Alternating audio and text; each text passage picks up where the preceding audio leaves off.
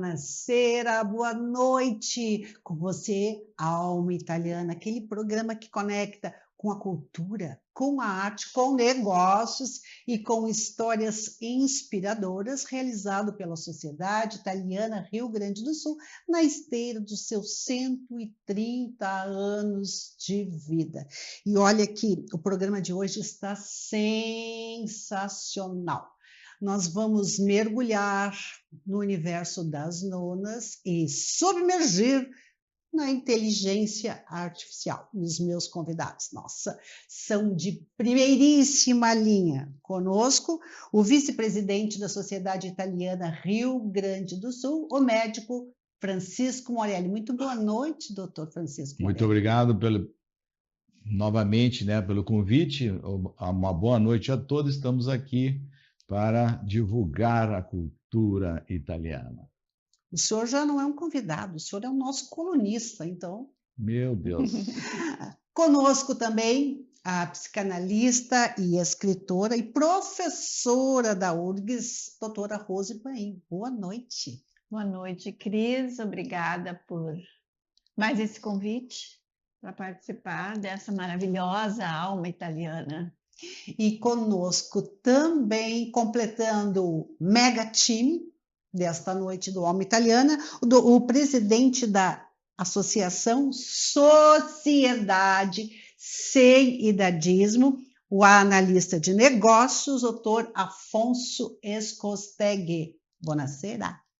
Buonasera, apesar de eu não ser de origem italiana, estou como caí assim fora do padrão, mas boa noite a todos, vamos conversar bastante sobre esse assunto que é pungente. As nonas e a inteligência artificial. As pontas, não é? As pontas. Esse é o nosso propósito, né, doutor Morelli, quando se criou esta...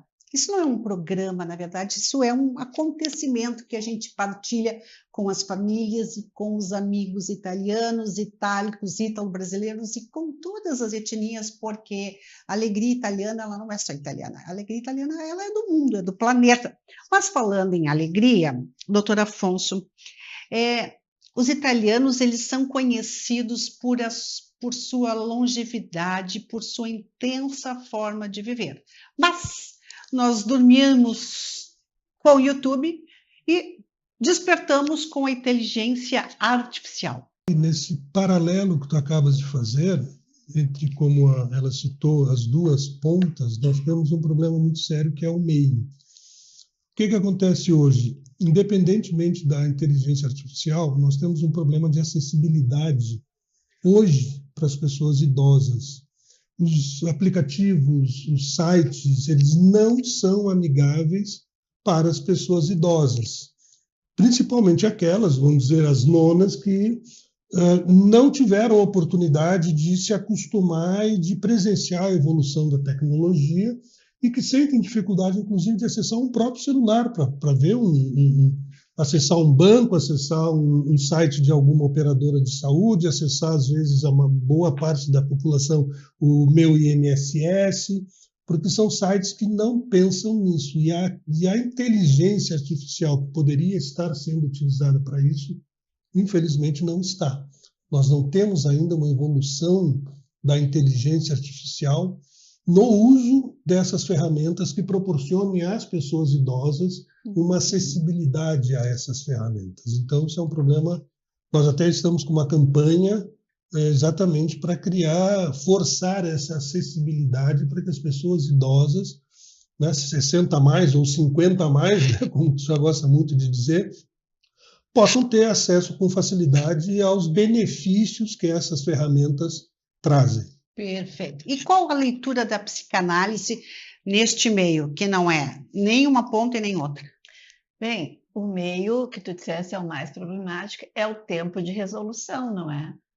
É o momento em que nós definimos como resolvemos o nosso coletivo. Eu acho que esse tema, as duas pontas, eu disse, porque numa linha de tempo nós poderíamos definir isso, não é? As nonas como um arquétipo do conhecimento, da história, da cultura, do passado, não é? Do passado que é presente, porque ele está dentro da nossa cultura, da nossa psique individualmente, não é? E tem esse ideário, não é? Do que é a nona. A nona é justamente essa, é o alicerce, não é? De uma transmissão, a possibilidade de uma transmissão de cultura. E quando tu dissesse, Cris, que nós dormimos com o YouTube e acordamos com a inteligência artificial, eu diria mais. As nonas dormiram muito antes do YouTube. Uma máquina de escrever. As nonas com as velas dormiram na época em que a TV era uma raridade, quando surgiu era em preto e branco, a comunicação era em rádio, quer dizer, vamos situar o tempo aí. O YouTube já é uma questão que a gente pode dizer contemporânea, né?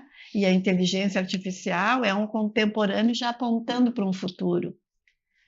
Essa preocupação de inserir, não é, os idosos dentro desse programa, acho que é uma coisa que é uma questão que é pontual, não é? E que ela é uma questão que não se apresenta só nesse aspecto da inteligência artificial, mas de uma forma geral a nossa cultura, especialmente aqui ocidental, ela privilegia o jovem, privilegia a produção, privilegia o novo, não é? Sim. Mas qual seria essa... Eu vou estender um pouquinho a pergunta para o doutor Morelli e voltamos nessa situação que não é fácil de resolver, né? Nós não temos uma solução ali na esquina. É preciso que as mentes se movimentem e as ações aconteçam. Qual a visão de um profissional da saúde, um médico, sobre essa situação tão complexa entre nós dormimos com o YouTube ou com a televisão ou com o rádio e acordamos com a inteligência artificial? Bom, eu acredito que a modernidade é sempre bem-vinda, né, para facilitar o dia a dia da gente, mas que traz um probleminha para os nonos. Eu sou nono e tenho esse problema. Eu sempre tenho que pedir para alguém me ajudar no computador, no celular, para poder facilitar algumas coisas que vieram muito rápido, como tu disseste.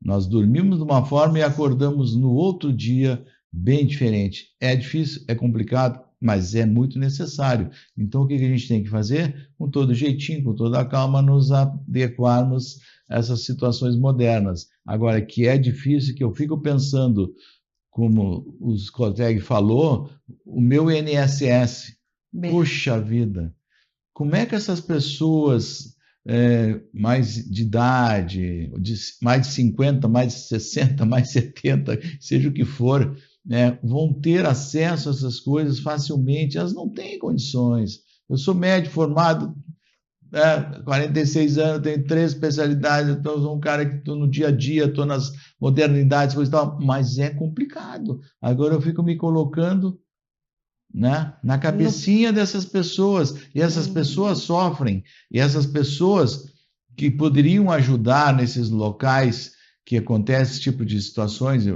públicas ou não, as pessoas não ajudam, não compreendem, que as pessoas não entendem, não conhecem, não sabem. E aí? Nem todo mundo é obrigado a saber tudo, e nem de uma forma tão rápida. É complicado, muito complicado, mas é necessário, evidentemente, as nossas modernidades. Isso é modernidade e facilidade. O Pix da vida, o famoso maravilhoso, Pix. Né? O Pix então, são coisas que facilitam, mas tem que ir devagar. É preciso desenvolver, né, doutor Afonso, o senhor como presidente desse movimento Sociedade Sem Idadismo, é preciso desenvolver uma cultura que todos nós vamos envelhecer. Só não envelhece quem teve a facilidade de partir antes. E nós temos um problema, lembrando de uma fala que ela comentou, a Rose, né? Que nós estamos perdendo para a história da inteligência artificial Porque a inteligência artificial nada mais é do que Nós um estamos programa... perdendo. A inteligência artificial nada mais é do que um programa que coleta dados na rede. Tudo que é computador que está conectado nos data centers, ela coleta dados dali e, através de mecanismos que, genericamente, se nós chamamos de algoritmos, ela responde perguntas e procura padrões. Só que o que acontece? Com essa dificuldade de acessibilidade das pessoas idosas, das nonas, vamos chamar assim, né, esse guarda-chuva, esse conhecimento e essa experiência de vida não estão dentro das redes. Ou seja, a inteligência artificial ela coleta coisas que hoje os jovens estão colocando dentro dos computadores. O conhecimento mais antigo ele está se perdendo, ele vai se perder. Não vai demorar muito, nós não vamos conhecer histórias, não vamos conhecer experiências de vida, não vamos conhecer como é que as coisas aconteceram. Por quê? Porque nada disso está sendo informado e, portanto, a inteligência artificial não tem acesso a esses dados. Nós estamos diminuindo o nível de conhecimento que a gente tem disponível. Porque a gente sabe, né? 80%, 90% do que está na internet aí, desculpa a expressão, mas é bobagem. A gente faz uma pesquisa na área médica, o senhor deve, às vezes, fazer uma pesquisa, sabe que tem que fazer uma depuração muito grande depois com os resultados que obtém, porque não se pode acreditar piamente em tudo que vem ali. Né? Nem todo mundo que escreve o que faz é dono da verdade. Então, tem muitas coisas pessoais que eu acho um absurdo colocarem as pessoas acreditarem naquilo ali, que é uma situação, é uma opinião dele, do fulano, da fulana, não é uma coisa científica, não é uma coisa que tem fundamento. Então, eu fico apavorado com algumas coisas que os pacientes, no caso, falando em medicina, trazem. Doutor, eu vi tal coisa... Como assim? Querias colocar alguma... Acho que é importante a gente dizer, obviamente, que a inteligência artificial é algo que veio trazer uma infindável quantidade de benefícios, não é? Para a nossa sociedade, na área médica, por exemplo, enfim, em várias áreas do conhecimento. Mas a gente deve estar muito atento ao uso da inteligência artificial, assim como sempre foi necessário que se estivesse atento às grandes novidades, né? Para não se perder. Tem um ditado antigo que diz, às vezes a gente põe fora o bebê e fica com a água do banho, né? Isso eu acho até um ditado de nona italiana. Então, acho que preservar a cultura, preservar o espaço das relações, das comunicações pessoais, afetivas, considerar o valor inestimável e insubstituível do afeto, da família, do diálogo, são coisas que a inteligência artificial não vão poder nos trazer e que elas são essenciais, por exemplo, na formação das nossas crianças, nas nossas escolas, nas famílias, nos ambientes de socialização em geral. Então, essa é uma questão que a gente não pode perder de vista. Inclusive, a quantidade de exposição de uma criança aos meios de comunicação artificiais, não é? Perfeito, nós vamos continuar com este assunto em seguidinha, depois dos nossos comerciais, que também tem recados bem bacanas, bem interessantes, a moda italiana para você.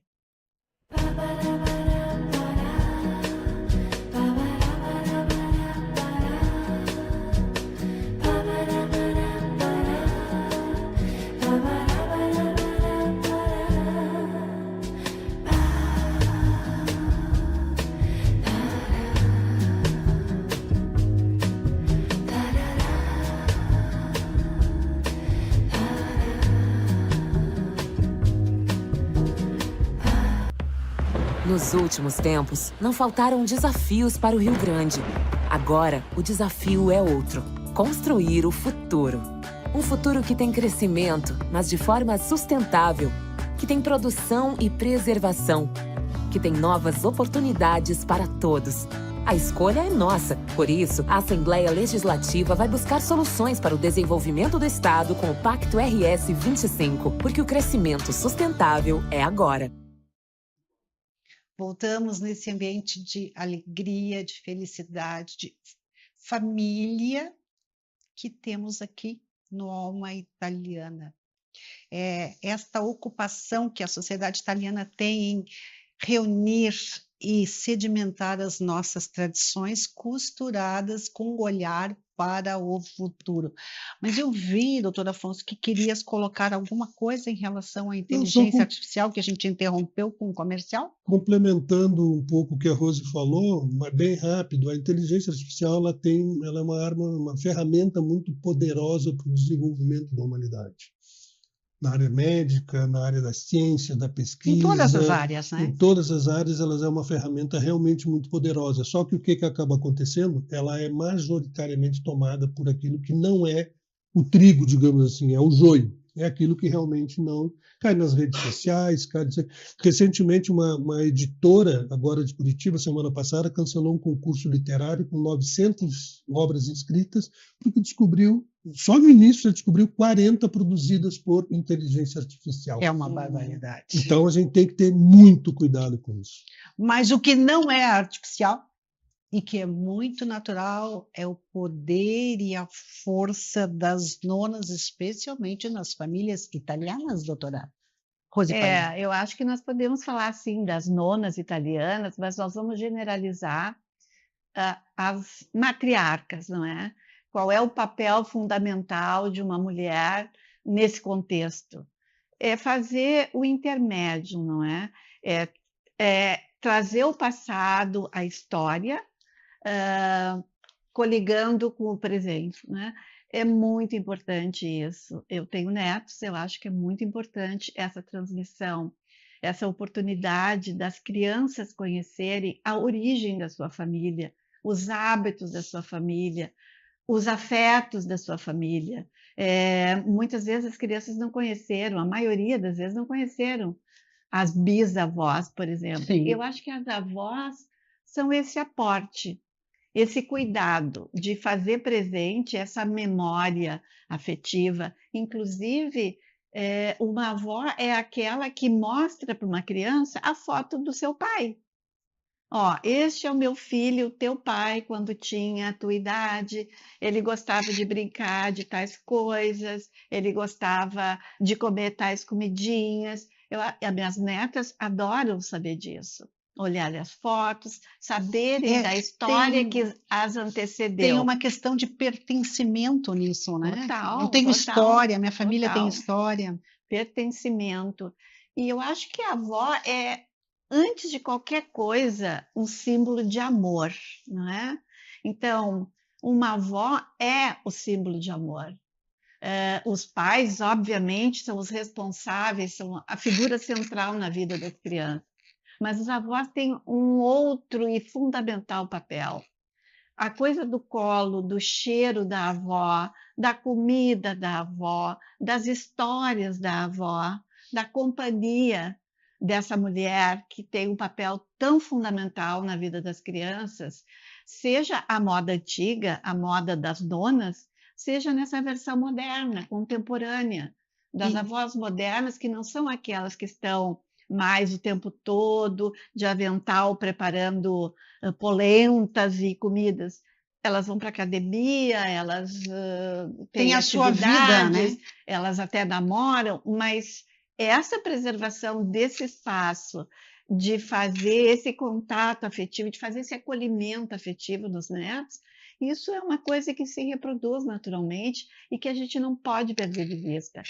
A inteligência artificial não tem isso para nos oferecer.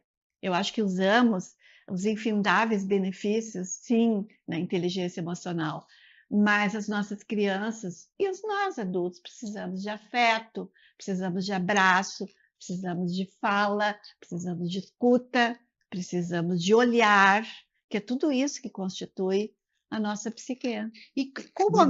Pois não? Uma das nossas linhas de atuação é exatamente isso que estás falando, que nós chamamos de intergeracionalidade. Sim. É o contato entre as avós, vamos dizer assim, e os jovens. Tu acabaste de me dar, por favor, eu vou tomar para mim a tua ideia de uma ação em termos de avós, na intergeracionalidade, de como nós podemos construir e divulgar melhor essa questão da experiência e de tudo isso que eu acabaste de falar, vai ficar gravado, ainda bem, no sentido da intergeracionalidade, de fomentar isso mais.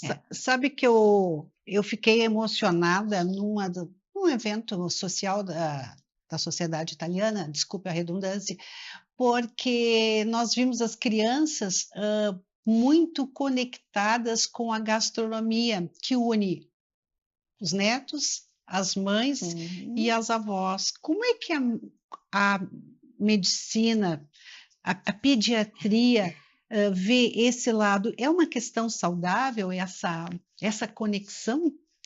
Muito saudável, porque a nona, a mama, a matriarca, seja qual for o termo, sempre foi importante na vida, no dia a dia de uma família italiana, desde os primórdios.